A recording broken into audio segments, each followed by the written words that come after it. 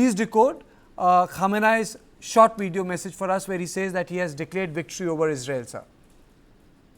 Well, these were his first public comments after the ceasefire between Iran and Israel.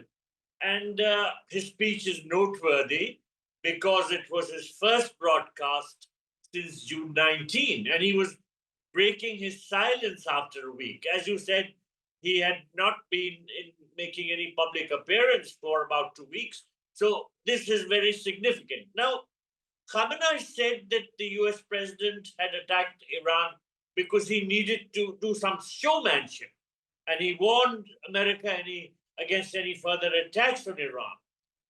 Khamenei said that the US had intervened because it felt that if it did not intervene, Israel would be completely destroyed. Now, I feel that despite Khamenei's remarks that Iran was victorious and nothing much happened on the ground and that America intervened only because Israel would have been wiped out. You know, most ground reports indicate that the war has left Iran significantly weakened and also diminished Khamenei's stature within the country and in the region. Now, during the war, if you recall, Israel quickly took control of much of Iran's airspace and attacked its military infrastructure. We also know that some of the top commanders of the Revolutionary Guard and the army were swiftly killed. Now, the extent of the damage to the military is still unclear and disputed, but the repeated bombings of the army and the Revolutionary Guard bases and their installations suggest that a substantial degradation of Iran's military power has taken place. Now, Iran's known nuclear facilities have also been damaged from the airstrikes, though the extent of the damage is hard to assess.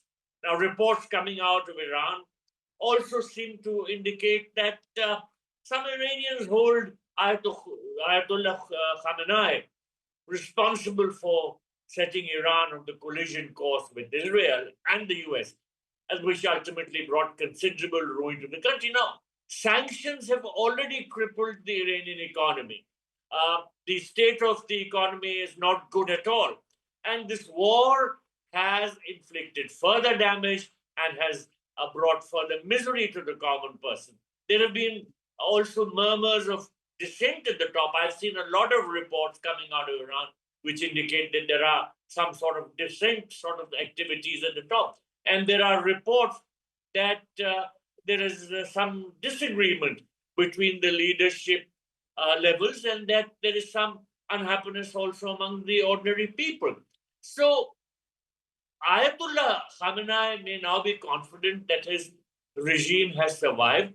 But frankly, you know, at the age of 86 and ailing, he also knows that his own days may be numbered and he may want to ensure continuity of the regime and an orderly transition to power, which is why he has nominated 3 persons as his possible successors. In any case, I think the remaining top commanders of the Revolutionary Guard who have been loyal to the regime may be seeking to wield more power from behind the scenes. So certainly, beyond doubt, this war will have some lasting consequences for Iran, although Ayatollah Khamenei has said that Iran came out victorious and Israel was given a smashing, and also that he had dealt a blow on America's face. Regardless, I think the situation within Iran has weakened considerably. The sufferings of the common person have escalated. Okay.